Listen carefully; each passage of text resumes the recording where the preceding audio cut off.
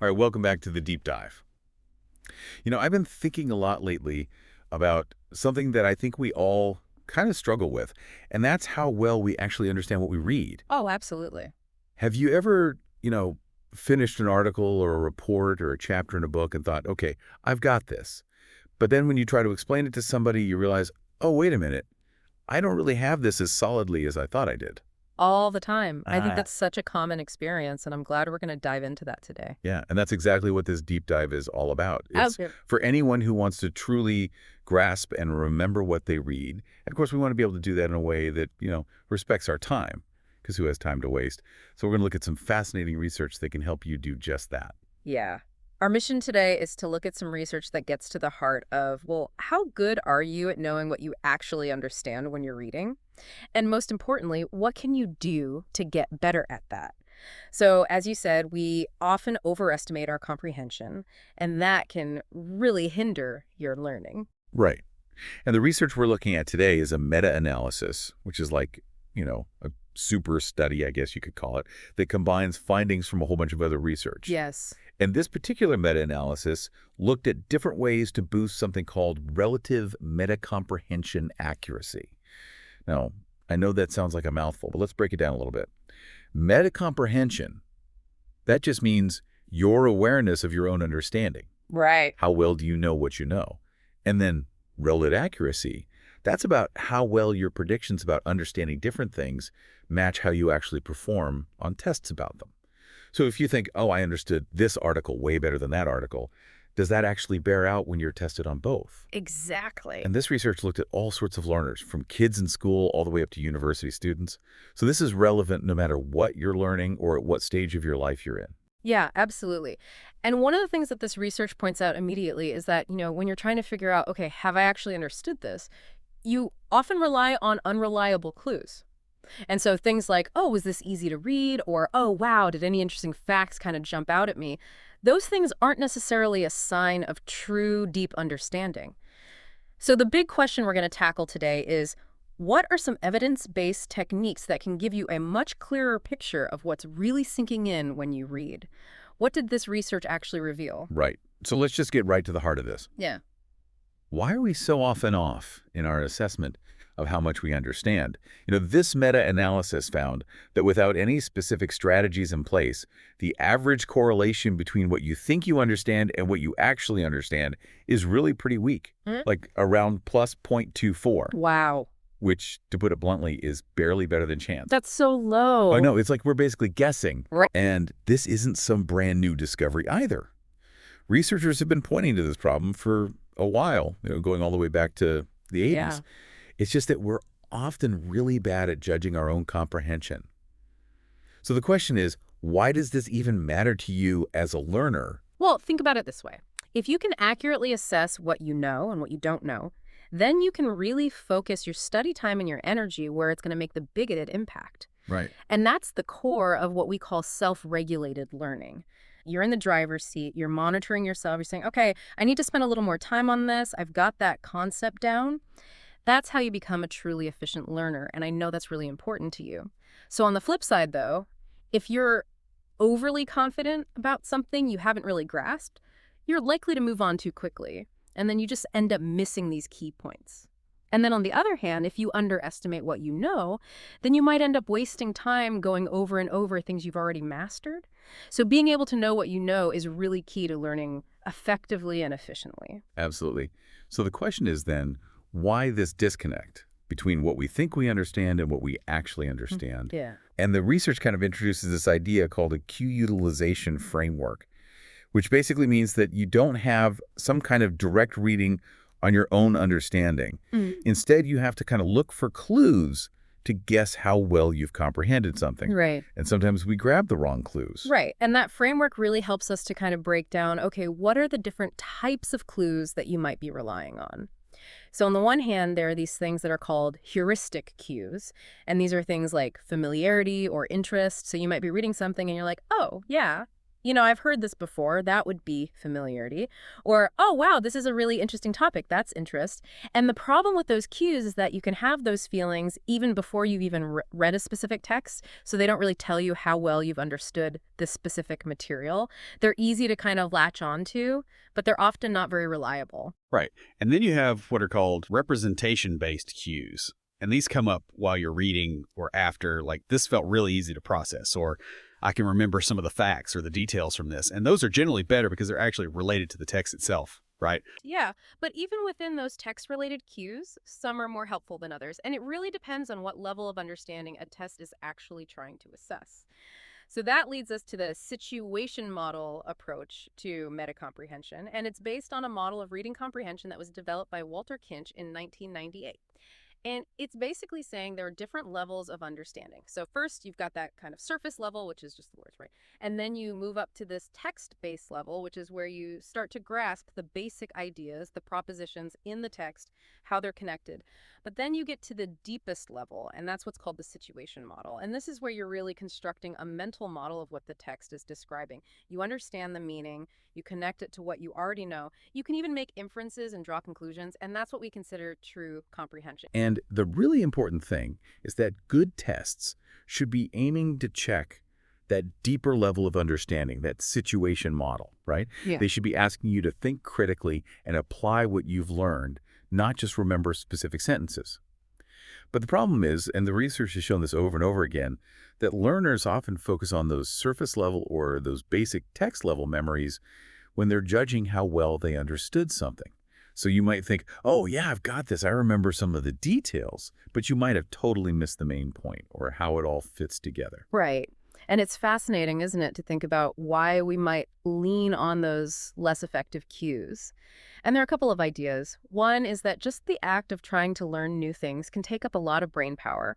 So you might not have a lot of mental energy left over to really think deeply about how well you're understanding. It's like your brain is just taking kind of the easiest route when it's already working hard. That makes sense. Yeah.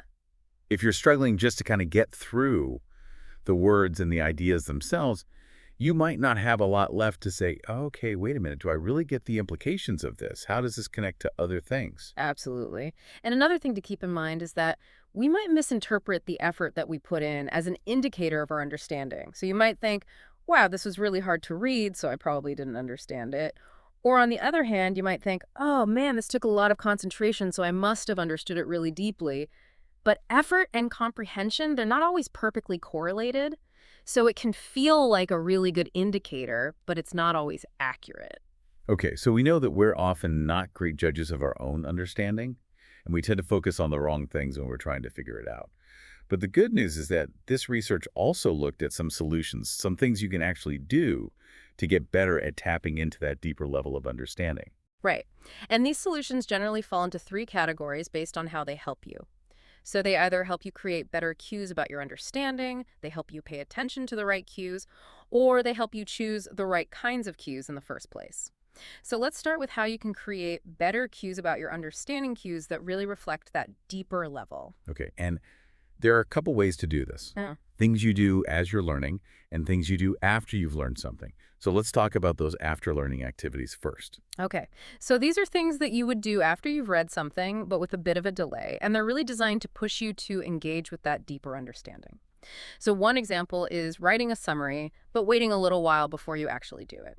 So the research suggests that if you summarize what you've read after some time has passed, maybe after you've finished reading a whole section or even after you've read several different texts, your predictions about how well you understood things tend to be more accurate than if you just summarize immediately after you read each part. Okay, so that's interesting to me. Why is waiting helpful? Why is that delay helpful? Yeah, so the idea is that those surface level memories, the specific words and phrases that you read, they tend to fade pretty quickly. So if you try to summarize right away, you might just be repeating things that you happen to remember without really understanding the underlying meaning. But if you wait a bit, those surface details become less accessible. So then you're kind of forced to rely more on your deeper understanding to reconstruct those main ideas in your own words. It's almost like the delay helps filter out some of that less useful information and makes you focus on the core concepts. So it helps you get to that real understanding understanding that situation model that we were talking about. Exactly. Okay, so summarizing after a delay can be helpful. What are some other things that I can do after I've read again, after a delay, that might help me get to that deeper understanding? Yeah.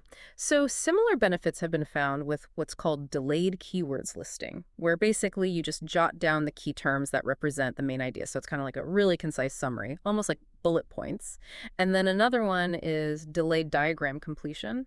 So maybe you read a text and then afterwards you try to complete a diagram related to that text. And again, the research supports these ideas. They tend to improve your judgments about your understanding. And the same principle applies. That fading of surface level information kind of forces you to draw on that deeper understanding. Right, it's the act of creation. That's right. Summarizing, listing keywords, completing a diagram, and that little bit of space between reading and doing that activity, that seems to be what helps us really gauge our understanding. Right. And it's interesting because the research actually shows that just passively thinking about the text or simply delaying when you make your prediction, those things don't have the same positive effect.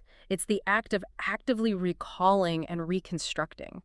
That's what gives you those better cues about your understanding. Okay, so those are some things that you can do after you've read something.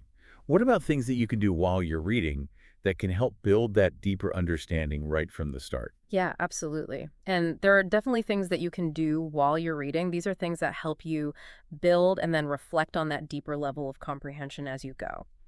One technique is called self-explaining, and this basically means that as you're reading, you're actively trying to explain the text to yourself. Thinking about what it means, how different parts connect, how it relates to what you already know. And research has shown that self-explaining can really improve how accurately you judge your own understanding. It's almost like you're having a conversation with yourself about the text. By trying to put it into your own words, you're constantly building and checking that deeper understanding. Right. If you can explain it clearly, you probably understand it better. Exactly. But what if the material's really complex? Could trying to self-explain while I'm also taking in all this new information just be too much? Yeah, and that's a good point to consider. It's possible that for very dense or very new material, self-explaining might actually require a lot of cognitive resources, so it might not be the best strategy for every learning situation. Another helpful technique that you can try during reading is what's called concept mapping, and this basically involves visually representing how different ideas in the text are related to each other. So you're actually drawing or sketching out a map as you read, showing how different concepts are connected. And studies have shown that creating these visual connections can also boost how well you understand what you're reading and how accurately you can judge that understanding. Right. I can definitely see how doing that would help me. It's almost like building a mental framework as you go. You're actually physically drawing out a visual representation of how all these ideas connect. Exactly. And concept mapping can be helpful in a couple of ways. First, by creating that external visual representation, it can free up some of your working memory. So it's almost like you're offloading some of that information onto the page, which then makes it easier to keep track of everything and to monitor your understanding as you go. And second, the very act of deciding, okay, how do these concepts connect? Where do I draw these links? That forces you to engage with the material at a deeper level. You really have to think about how it all fits together. And importantly, the research suggests that actually drawing the map yourself is key. Just looking at a map that someone else has created doesn't have the same benefit for your understanding. Right. So actively engaging with the material, either by explaining it to yourself or by visually mapping out the connections, that seems like a really powerful way to build that deeper understanding and get better at knowing what you know. So we've talked about things you can do during reading and after reading. Now, what about those other types of interventions that you mentioned at the beginning, the ones that help you pay attention to the right cues and help you choose the right kinds of cues in the first place? Right, let's talk about those. So let's start with how to help you pay attention to the right cues. And one common technique here is simply rereading. Now, I know that might sound pretty obvious, but the idea is that the first time you read something, you might be so focused on just getting through the text that you don't really have enough mental energy left over to really think about whether it all makes sense. Right. It's like information overload. Exactly. But when you read it a second time, many of those basic reading processes become more automatic. So that can free up some of your cognitive resources, which then allows you to engage in more careful monitoring. So you can pay closer attention to whether the material really makes sense, how different ideas connect, how it all relates to what you already know. And research has shown that rereading can actually improve how well you understand and how accurately you judge your understanding, especially if you're someone who has lower working memory capacity or lower reading skills. However, it's worth noting that some studies haven't found a clear benefit of rereading for everyone, and there are some studies where learners still showed low accuracy in their judgments even though they reread the material. So it's not a guaranteed solution, but it's certainly something to consider. It can be helpful, but it's not a magic bullet, basically. Exactly. Okay. And then finally, how can we get better at choosing the right kind of cues when we're trying to figure out, okay, do I really understand this? So these techniques focus on guiding you to select those most relevant cues for judging your comprehension. And one approach that's been shown to be really effective is what's called setting a comprehension test expectancy. And this basically means that if you know beforehand that you're going to be tested on your deep understanding of the material, your ability to make inferences, apply what you've learned, and if you've even seen examples of the kinds of questions you'll be asked, that can really improve how well you judge your own understanding. Right. So it's like you're setting the expectation. Okay, I'm not just going to be tested on whether I can remember a bunch of facts. I'm going to be tested on whether I can actually think critically about this. Exactly. So it's not just about memorizing, it's about understanding. And research has shown that setting this expectation can be a really powerful way to improve how accurately you assess your own comprehension. And studies have even shown that if you know whether a test is going to focus on memory for details or deeper understanding, that can actually change the types of cues that you pay attention to when you're deciding if you understand something. So if you're expecting a memory test, you're going to be more focused on remembering the facts. But if you're expecting a comprehension test, you're going to be thinking more about whether you can actually explain the ideas in your own words, whether you really grasp the concepts. That's so interesting to me because it really does suggest that we make these assumptions about what kind of understanding is expected. And if we get that wrong, then we're going to be focusing on the wrong things when we check in with ourselves. Exactly, and that's exactly the point. Learners often mistakenly assume that tests are going to be mostly about recalling facts. So by clearly setting the expectation that no, you're going to be assessed on a deeper level of understanding, it helps you to shift your focus and to really pay attention to those more relevant cues. And interestingly, this has even been shown to work if you find out about the test format after you've already read the material, which suggests that it's really directly influencing how you evaluate your understanding. Okay, so out of all these different things that we can try, what's the overall message? How effective are these kinds of techniques in general? Yeah, so the main message from the meta-analysis is actually really encouraging. Overall, these techniques that focus on deeper understanding had a medium positive effect on how accurately people could judge their own comprehension. So that's a pretty significant improvement in your ability to know what you really know. That's great to hear. And did most of the individual techniques show a benefit? For the most part, yes. So they found that most of the techniques that we've discussed, summarizing with a delay, listing keywords with a delay, diagramming with a delay, concept mapping, rereading, and knowing what kind of test to expect all of those, showed a positive effect on how accurately learners could judge their own understanding. The one exception in this particular analysis was self-explaining, which didn't show a significant overall effect. That makes sense given what we talked about earlier, that it can be kind of tricky depending on the material and how much effort it's taking just to kind of process things at a basic level. Exactly. And when they looked at which techniques seemed to be most effective, setting those clear expectations about the type of test you're going to face tended to stand out. It was often more helpful than just simply listing keywords after a delay or rereading. Interesting. So something as straightforward as knowing what kind of test is coming up can have a big impact. Absolutely. Now, what about how these techniques affect your actual understanding of the material, not just your ability to judge it? Yeah, that's an important question, and the meta-analysis actually looked at that too. So they looked at how these techniques impact direct comprehension, and overall they found a small positive effect, which is good news.